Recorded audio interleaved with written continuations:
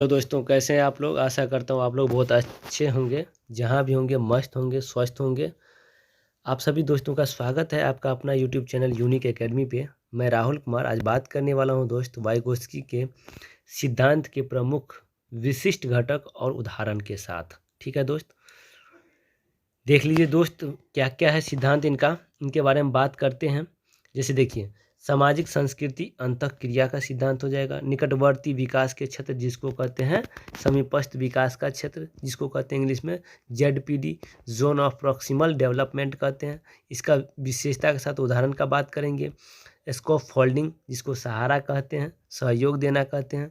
ठीक है, इसको पाड़ ढांचा भी कहते हैं, मचान भी कहते हैं, याद रखिएगा दोस्त।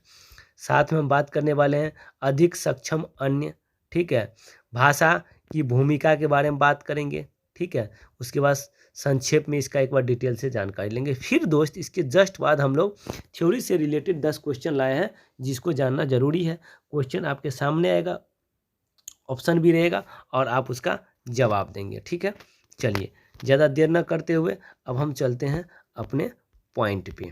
अगर दोस्त आप नए हैं तो please like subscribe and share जरूर कर दीजिए।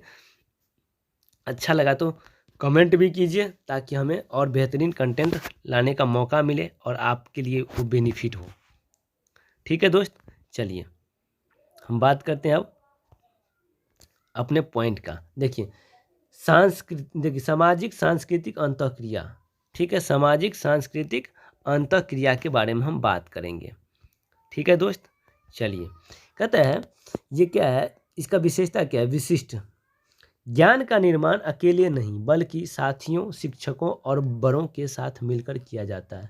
वाइगोत्स्की साहब का कहना है कि ज्ञान का निर्माण अकेले नहीं होता है बल्कि साथियों के साथ, शिक्षकों और बड़ों के साथ मिलकर किया जाता है। इनका कहने का मतलब है समूह में ज्ञान का निर्माण होता है, एक दूसरे के साथ मिलने से ज्ञान का निर्माण होता है। ठीक है, उदाहरण ले लीजिए। एक बच्चा अपनी दादी के साथ कहानियाँ पढ़कर या उनके साथ पारंपरिक लोकगीत गाकर सांस्कृतिक मूल्य और भाषा सीखता है। मतलब दादी के साथ वो बैठता है बच्चा, अब पुराने कहानी अपने संस्कृति से रिलेटेड कहानी वो सुनाती है, जिस लोकगीत गाकर वो बताती है ताकि बच्चा जो है ना वो अपने संस्कृति को समझे, उस भाषा से अवगत हो और बच्चा वहाँ से क्या करता है, उस चीज़ के बारे में जानना चालू करता है और सीखता भी है। ठीक है दोस्त, नेक्स्ट पॉइंट आता है दोस्त निकटवर्ती। देखिए निकटवर्ती विकास के क्षेत्र, इसका दूसरा नाम है समीपस्थ विकास का क्षेत्र। इसको हम कहते हैं zone of proximal development, ZPD इसी को कहते हैं।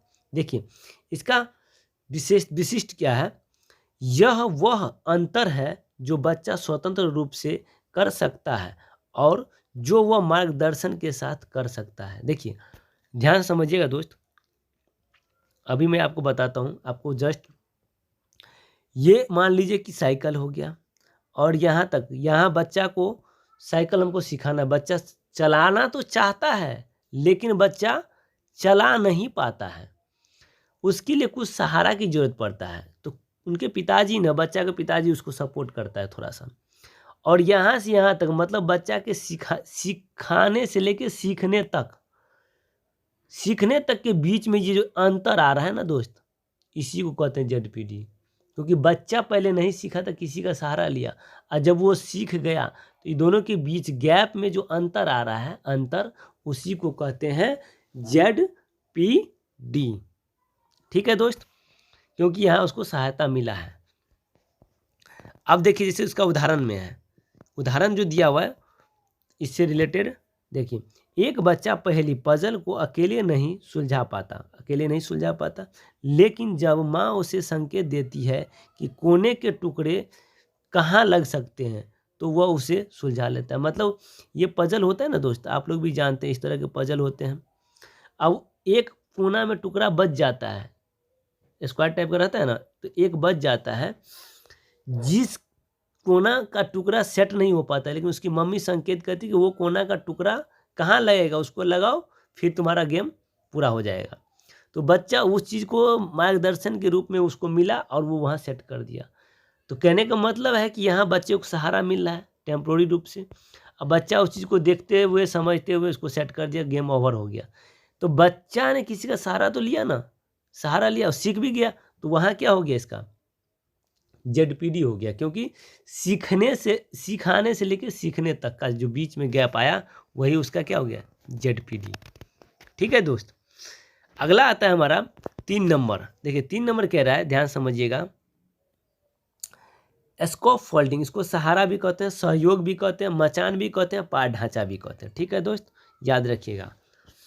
इसका विशिष्ट क्या है, विशेषता, यह जेडपीडी के अंतर्गत सीखने के लिए दिया जाने वाला अस्थाई, देखिए अस्थाई मार्गदर्शन या सहायता है, जिसे बच्चा सक्षम होने पर हटा दिया जाता है।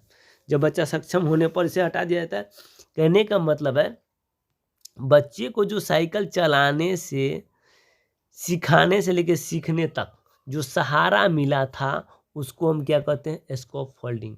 वो सहारा कैसा था, अस्थाई, जिसको कहते हैं टेम्प्रोरी रूप से, क्योंकि बच्चा जब सीख गया तो उसका सहारा क्या होता है खत्म हो जाता है, दोबारा थोड़ी ना उसको बार बार उसको सहारा दिया जाता है। बच्चा सीख गया साइकिल चलाना, ऑटोमेटिक है, बच्चा को अब सहायता की जरूरत नहीं है। वही सहारा उसका क्या कहलाता है स्कॉफ फोल्डिंग। सहारा कहिए, सहयोग कहिए, मचान कहिए या पाठ ढांचा कहिए।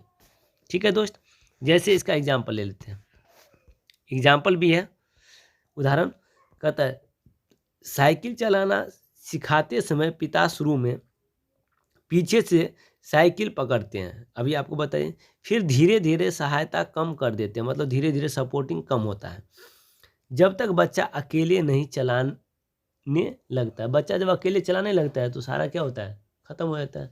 हम ही आप बच्चा को क्या करते हैं सहारा देते हैं पीछे से, धीरे धीरे जैसे वो पैडल मारना सीख गया सहारा देना बंद कर देते हैं। यही इसका स्कॉफ फोल्डिंग का क्या था उदाहरण था।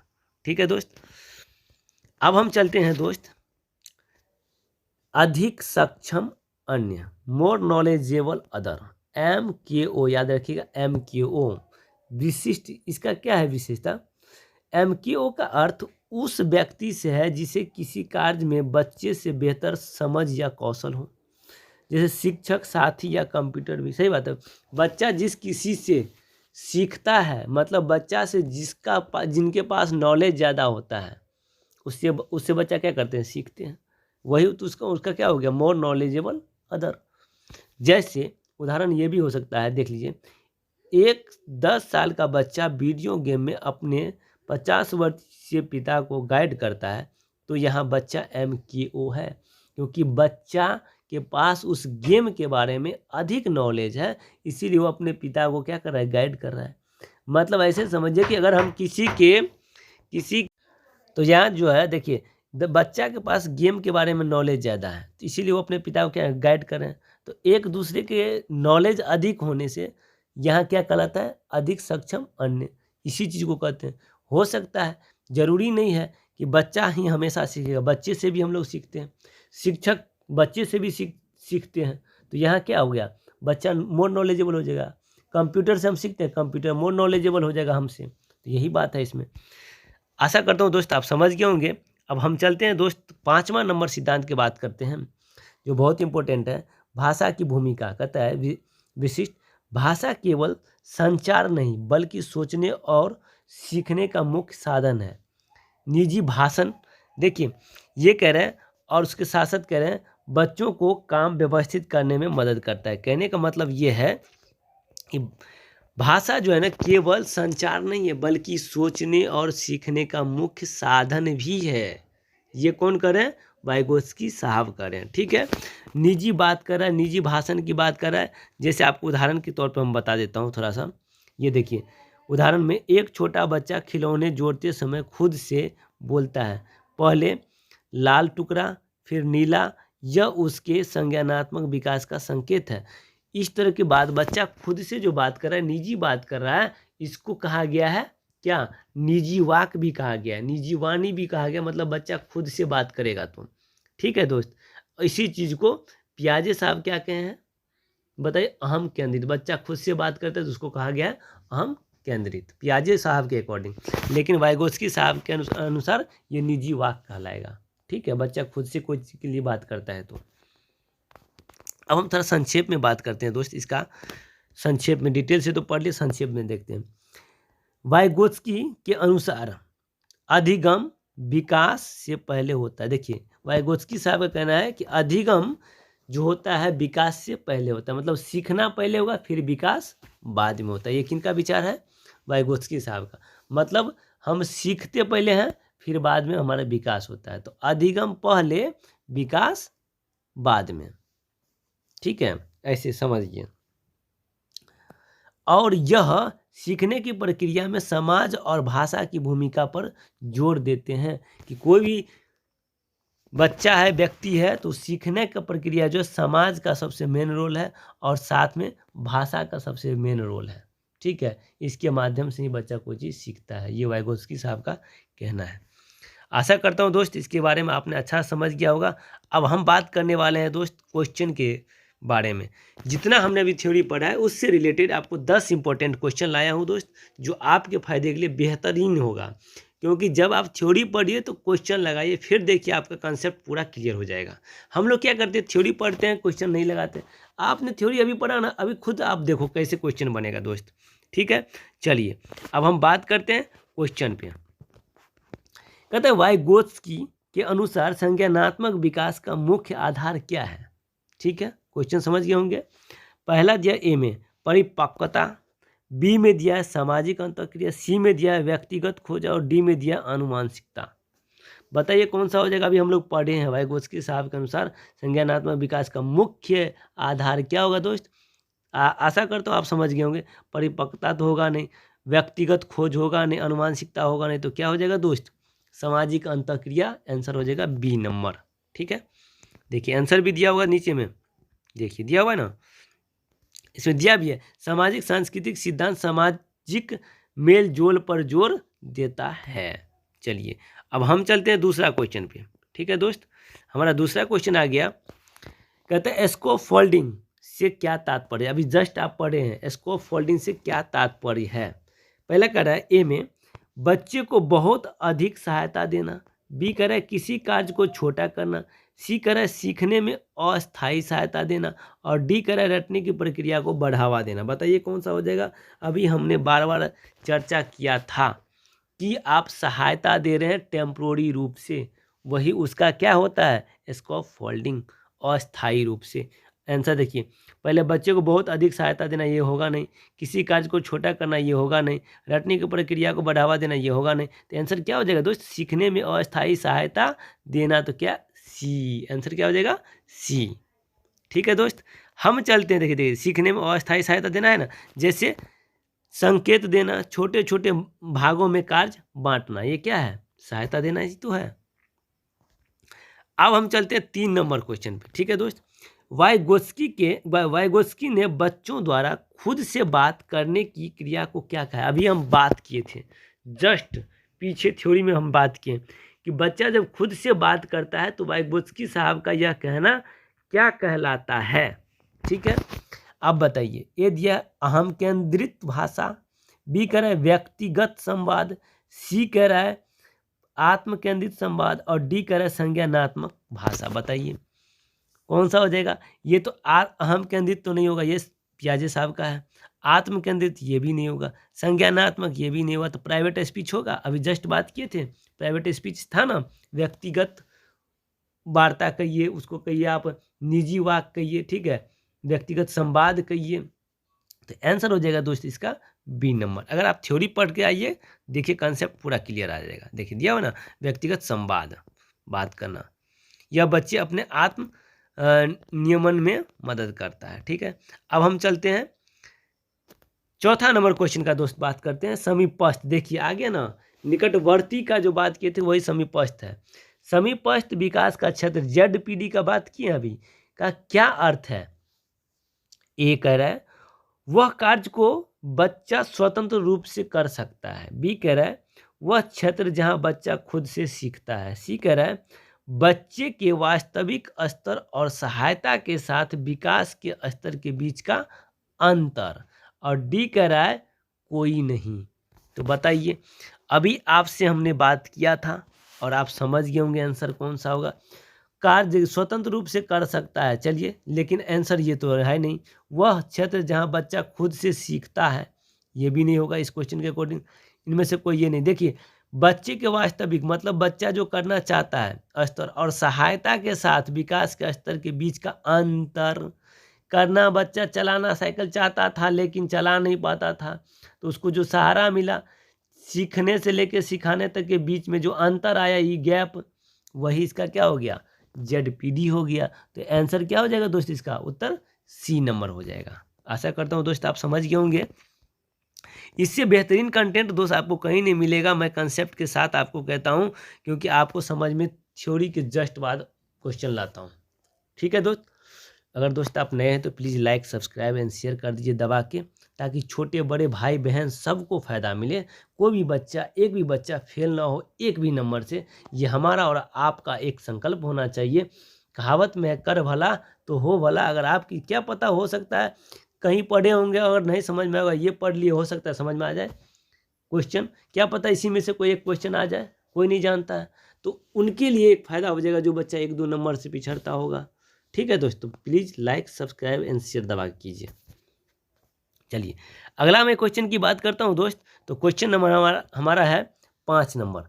वाइगोत्स्की के सामाजिक सांस्कृतिक परिप्रेक्ष्य में किस बात पर जोर दिया गया है? वाइगोत्स्की साहब ने सामाजिक संस्कृति के परिप्रेक्ष्य में किस बात पर जोर दिया है? ऑप्शन कहता है संस्कृति और भाषा, बी कहता है केवल अनुवांशिकता, सी कहता है केवल व्यक्तिगत सक्षमता, डी कहता है व्यवहारवाद। बताइए क्या हो जाएगा?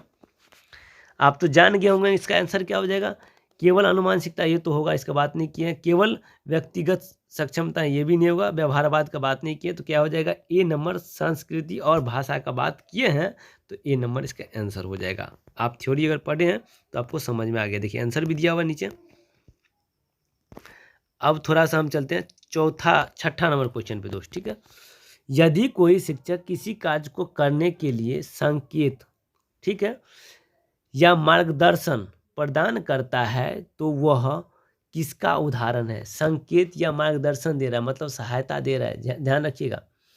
तो कहता है वो किसका उदाहरण है? पहला MKO मतलब more knowledgeable others, ZPD zonal proximal development, zone proximal development, सी दिया है पार, इसको फोल्डिंग कहते हैं, मचान कहते हैं, पार ढांचा कहते हैं ना जी, और डी दिया है सामाजिकरण। बताइए कौन सा हो जाएगा? संकेत या सहारा या मार्गदर्शन देना क्या कहलाता है?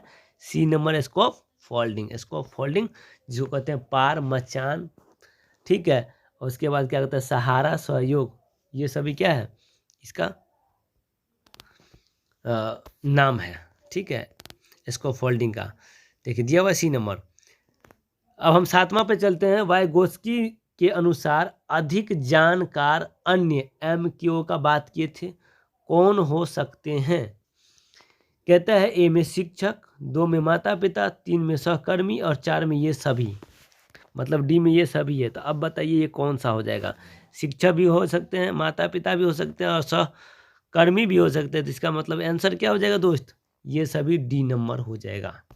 ठीक है, आशा करता हूँ आप समझ रहे होंगे दोस्त। देखिए दिया हुआ ना, कोई भी शिक्षार्थी से बेहतर जानता हो। ठीक है, हम चलते हैं, बात करते हैं 8 नंबर। पियाजे के विपरीत वाइगोत्स्की मानते थे कि, पियाजे के विपरीत वाइगोत्स्की क्या मानते थे? ऑप्शन ए विकास पहले होता है, सीखना बाद में। ठीक है, पहला ऑप्शन दिया है, मतलब वाइगोत्स्की साहब इसके उल्टा क्या बात किए? विकास पहले होता है, सीखना बाद में हो। अब देखिए कहता है बी में सीखना पहले होता है, विकास बाद में, और सी कहता है दोनों स्वतंत्र है। डी कहता है भाषा का संज्ञानात्मक विकास में कोई रोल नहीं है। तो बताइए कौन सा ऑप्शन हो जाएगा? अभी हम लोग बात किए थे, ठीक है, अभी जस्ट हम लोग बात किए थे, वो बताए थे ना, अधिगम पहले। देखिए बी नंबर, अधिगम पहले होता है, विकास बाद में, पढ़े थे अभी जस्ट थ्योरी में, आंसर आपके सामने है। ठीक है, और ये जो दिया हुआ है दोस्त ये नंबर, विकास पहले होता है, सीखना बाद में, ये है पियाजे साहब का। ये जो है ये नंबर वो पियाजे साहब का है। ठीक है, तो इस चीज़ को ध्यान में रखिएगा। अब हम चलते हैं दोस्त 9 नंबर क्वेश्चन पे। 9वां क्वेश्चन हमारा कह रहा है, ध्यान समझिएगा, एक शिक्षिका अपने छात्रों को छोटे छोटे समूहों में विभाजित करती है और उन्हें एक परियोजना पर काम करने के लिए कहती है। यह किसका एक अच्छा उदाहरण है? छोटे छोटे समूहों में ध्यान दीजिएगा। पहला ए दिया हुआ है, यहाँ इंडिकेट कर दिया है। ए दिया है सक्रिय भागीदारी, बी दिया है सामाजिक सांस्कृतिक सिद्धांत, सी दिया है संज्ञानात्मक विकास और डी दिया उपर्युक्त सभी। तो बताइए कौन सा हो जाएगा? सक्रिय भागीदारी, सामाजिक सांस्कृतिक सिद्धांत, संज्ञानात्मक विकास और डी में दिया उपर्युक्त सभी। तो कौन सा हो जाएगा दोस्त? इसका हो जाएगा उपर्युक्त सभी। डी नंबर आंसर आपका हो जाएगा। ठीक है, आशा करता हूँ समझ गए होंगे। देखिए दिया हुआ है। उसके बाद हम 10वां क्वेश्चन की बात करता हूँ। निजी वाक दे दिया के बारे में कौन सा कथन सही है? निजी वाक, यह बच्चों के सोचने की प्रक्रिया में बाधक है, यह बच्चों को अपने कार्यों को निर्देशित करने में मदद करता है। और डी नंबर बोला है या सी नंबर, यह केवल मंदबुद्धि बच्चों में पाई जाती है। और डी नंबर कहता है यह सामाजिक विकास के लिए हानिकारक है। तो बताइए कौन सा हो जाएगा? यह हो जाएगा, देखिए ये हो जाएगा, यह केवल मंदबुद्धि बच्चों में पाई जाती है। ठीक है, जो बच्चा खुद से बात करता है, यह अधिकतर किसमें पाया जाता है? मंदबुद्धि वाले बालक में पाया जाता है। आपका ए तो होगा नहीं, क्योंकि यह बच्चों को सोचने की प्रक्रिया में बाधक है, ये नहीं कह सकते हैं। यह बच्चों को अपने कार्यों को निर्देशित करता है, ये भी नहीं हो सकता है। ठीक है, सॉरी दोस्त, इसका आंसर होगा बी। हमने गलती कर दिया, ये मिस्टेक हो गया। हाँ, यह बच्चों को अपने कार्यों को निर्देशित करता है, यही होगा। ये नहीं होगा, ए नंबर नहीं होगा। ठीक है, ए नंबर नहीं होगा। थोड़ा एक बार देख लेते हैं। यह केवल सी भी नहीं होगा, ये हमारा गलती हो गया, तो सी नहीं होगा।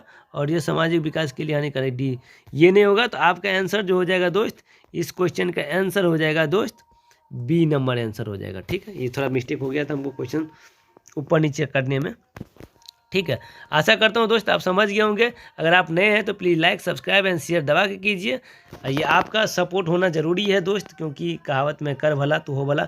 कोई भी दोस्त हीरो बनाए तो जीरो से ही हीरो बनाए, उसमें आपका नाम पहला होगा, आपका सहयोग में स्थान पहला होगा। थैंक यू दोस्त, बहुत बहुत धन्यवाद।